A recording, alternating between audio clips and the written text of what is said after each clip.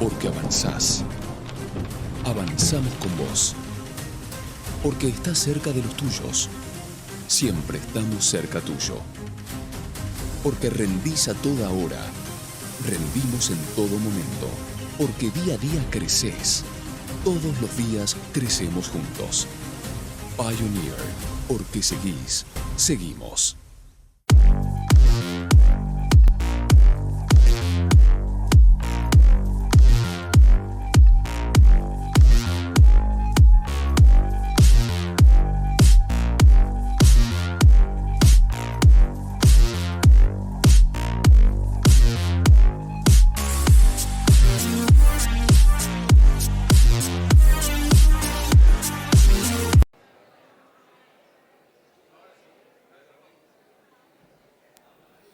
Buenas tardes a todos.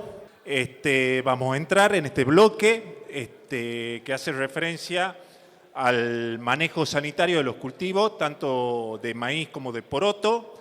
En este bloque vamos a tener una presentación que va a ser otorgada por el licenciado Sebastián Sabaté, referida al manejo de la estrategia de maleza en el sistema.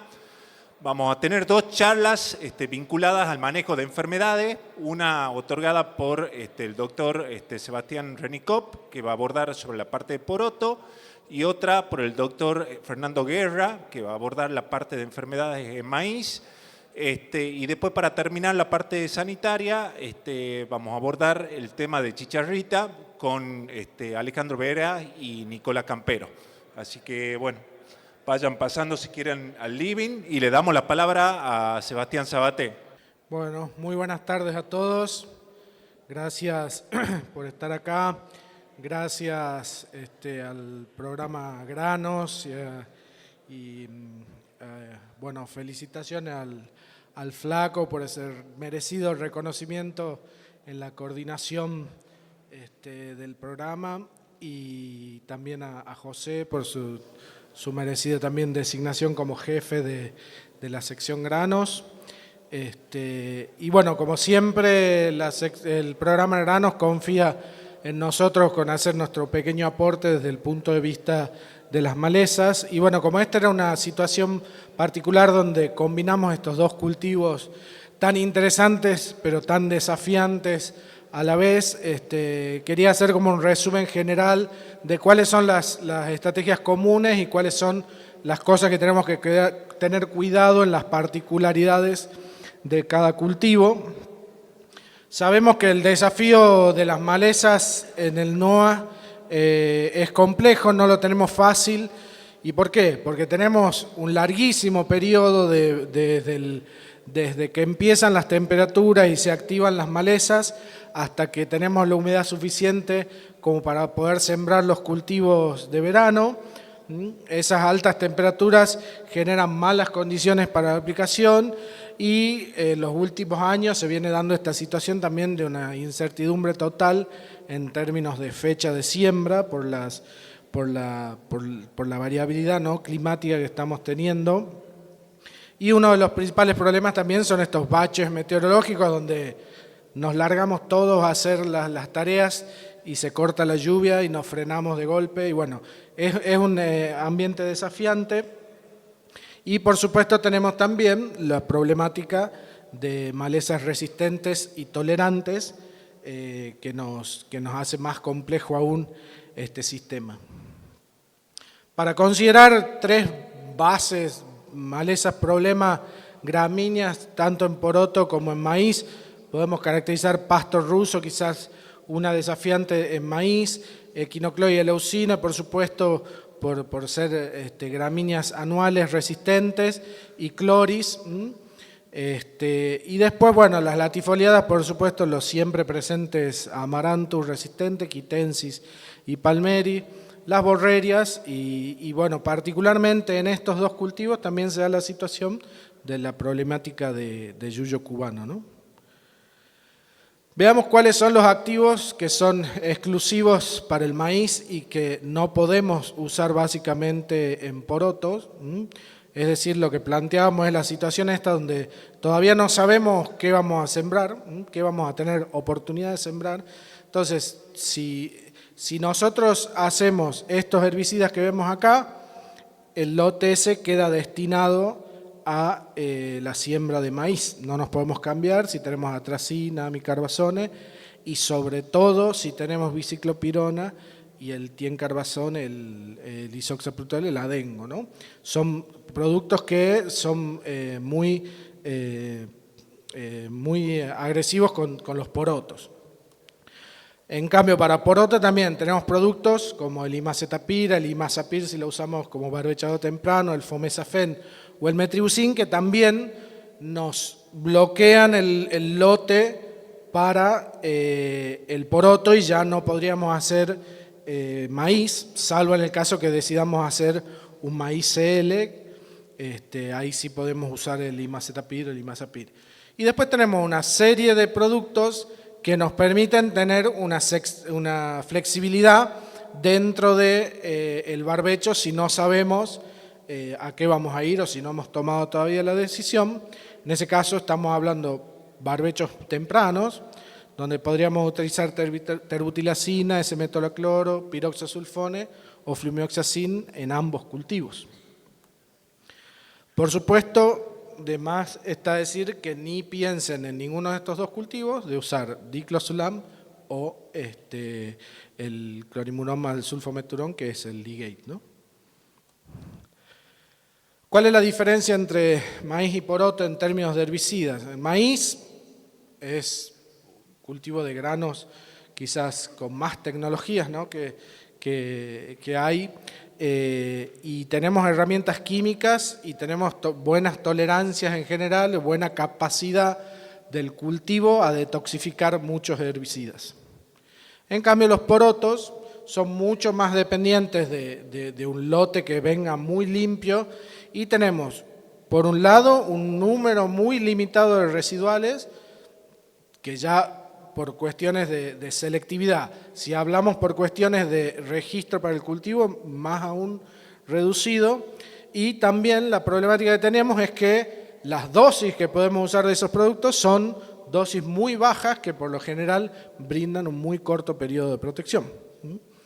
Entonces, ahí ya empezamos a hablar en la necesidad de, son dos cultivos que necesitan que hagamos un manejo del lote, porque son dos cultivos que necesitan lotes con historia muy limpia para poder arrancar. Entonces ahí entra no solo los herbicidas, sino la necesidad de la intensificación de cultivos de cobertura o cultivos de invierno y la rotación para poder trabajar más tranquilos en este tipo de lotes. ¿Cuáles son las limitaciones? Bueno, particular del poroto. Muy pocos herbicidas registrados, como les decía, baja tolerancia del cultivo a residuales y a postemergentes, dependencias de barbecho y además a un barbecho mucho más largo que para el maíz. Estamos trabajando diciendo que las malezas arrancan en septiembre, octubre y nosotros recién tenemos oportunidad de siembra en enero o en febrero. Necesitamos cobertura, por ahí no tanto en Tucumán, pero sí en el norte por cuestiones de temperatura. Además necesitamos tener buena cobertura del suelo para tener menor afectación de las altas temperaturas. Y bueno, en los barbechos, que deberemos arrancar lo más temprano posible, podemos, por supuesto, usar todo lo que son las mezclas de glifosato con el hormonal clásico, más un ALS o un PPO. Y de ahí estamos hablando lo que sería octubre, noviembre, diciembre, usar, bueno, fomesafen, que es lo más selectivo, pero que no conviene usarlo también porque lo necesitamos en otro momento del cultivo, S-metolaclor, metribuzin, pendimetalin e imacetapir, ¿no? Y algo muy importante en el manejo de los lotes de poroto, que es medio contradictorio, pero que es importante, es necesitamos que los herbicidas residuales, como los ponemos a dosis bastante acotadas, que realmente los pongamos a la condición ideal con pocas malezas o sin malezas y buenas condiciones de aplicación. En términos de postemergentes, ya los conocen en general. Fomesafen está siempre presente, hablamos de poroto negro sobre todo en esta zona, el Ventazón el halosulfurón, que por suerte ya tenemos registro de esta molécula, ya los que fueron a las distintas actividades de campo de porotos han visto lo que es la alta eficiencia que tiene halosulfurón, en particular para el caso de Titonia, de yuyo cubano. Y de ahí, bueno, definir si nos arriesgamos a usar imacetapir, lo que hablábamos por ahí en el día de campo que hicimos de poroto. Cuando usamos 400 nos quedamos cortos y cuando usamos 500 nos pega. Entonces, bueno, ahí es un riesgo. Y después, bueno, hay que ver el tema de cloranzulam que se está desarrollando. Lo que es fundamental en la postemergencia del poroto y que no hay que dudar es la cuestión de cuándo hacer la postemergencia. Tienen que ser malezas muy chicas por estas dosis que son todas reducidas. O sea, estamos hablando, en soja usamos 1 litro de fomesafen y en poroto podemos usar 400, 500. El halosulfurón, las dosis son normales de 100 y podemos usar hasta 30, 35. Entonces, lo importante es trabajar con las malezas chicas. Y una de las estrategias que usan mucho, por supuesto, es el tema de las dosis divididas o un doble golpe, que los que fueron a la jornada de campo de este año vieron lo que es la propuesta esa de hacer primero una ALS, que puede ser, por ejemplo, el halosulfurón, y después un segundo golpe con el fomesafen, ¿no? Y lo que nos falta desarrollar, que es algo interesante por ahí, es el uso de residuales en postemergencia temprana de los porotos, que también es una alternativa que se usa en otras zonas de cultivo.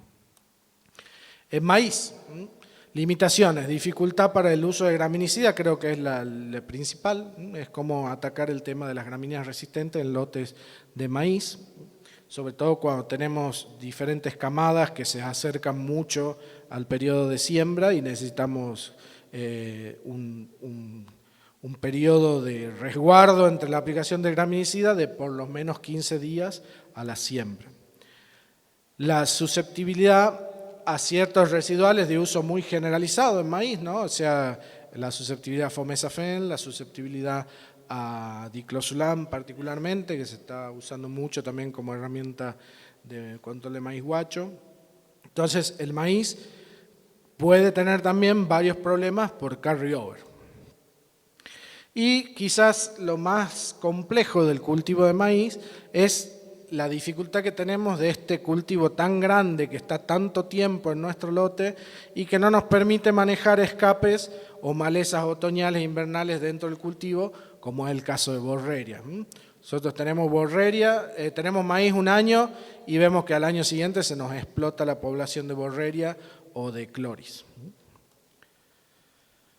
En el caso de maíz, bueno, las mismas herramientas, pero sobre todo ya tenemos ahí alternativa de los fotosistema 2. Cuando hablamos de fotosistema 2 hablamos de atracina, diurom, amicarbazone, por supuesto los HPPD como biciclopirone y el tiencarbazone, el adengo, que bueno, hay que ver si lo ponemos como barbecho temprano, elegir cuándo posicionarlo es muy importante. Y el tema de las cloracetamidas y el flumioxazim, que siempre son excelentes complementos en el caso de residuales de maíz. Lo que en el caso del maíz es crítico es sembrar con maíces limpios. O sea, no podemos sembrar con maíces, con lotes que tengan algo de malezas o apostar a manejarlas en postemergencia, porque el maíz, cuando empieza a germinar y detecta que tiene competencia de malezas, ya activa ciertos genes que le bajan la productividad. Entonces, el periodo libre de maleza de maíz es desde la emergencia hasta B5 más o menos. Entonces, ahí tenemos que sí o sí trabajar con lotes limpios.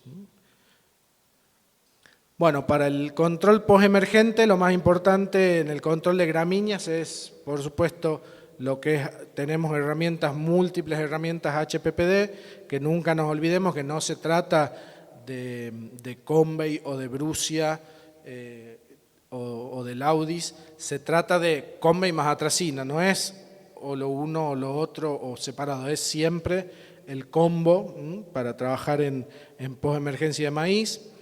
es fundamental la calidad de aplicación y eso también se da con el nicosulfurón.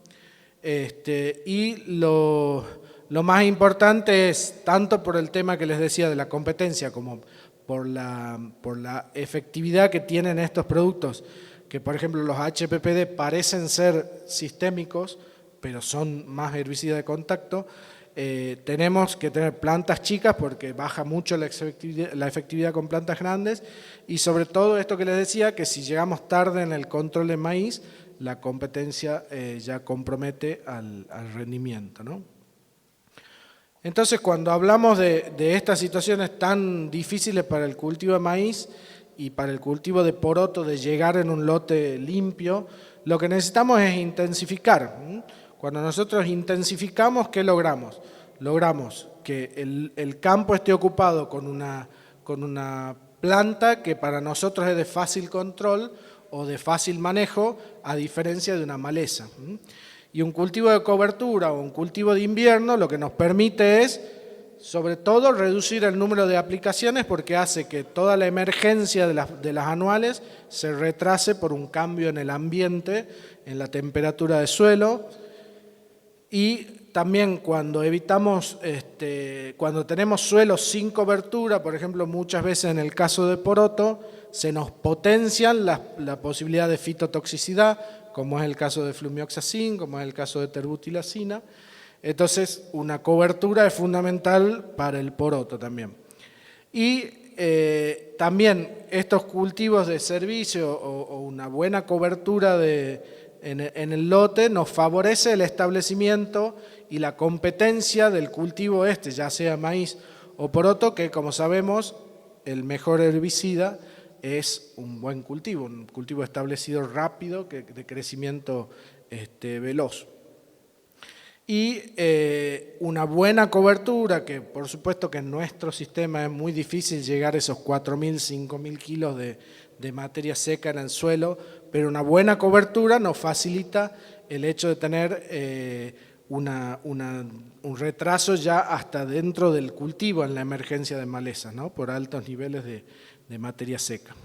Bueno, acá simplemente un esquemita de qué es lo que podemos hacer en el manejo temprano de barbecho que pueda ir a los dos cultivos. Acá lo único que tienen que tener cuidado, sobre todo con maíz, es el tema de cuándo hacen el graminicida.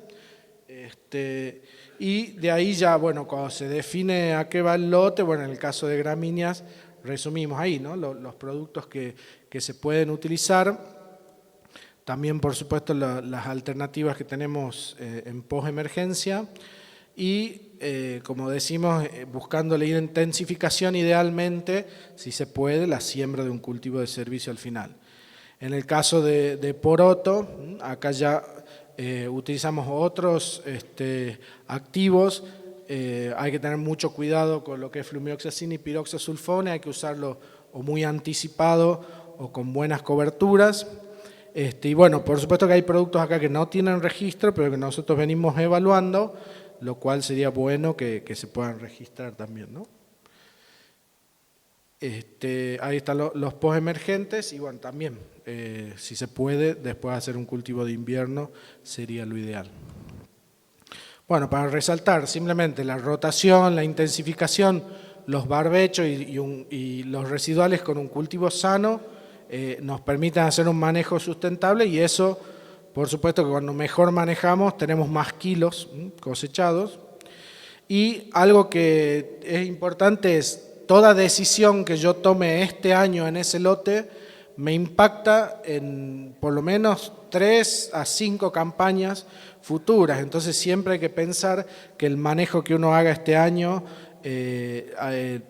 hay que considerarlo como, si es eficiente, me ahorra manejos de las próximas campañas y si es errado, me complica o me sube el costo de las campañas siguientes.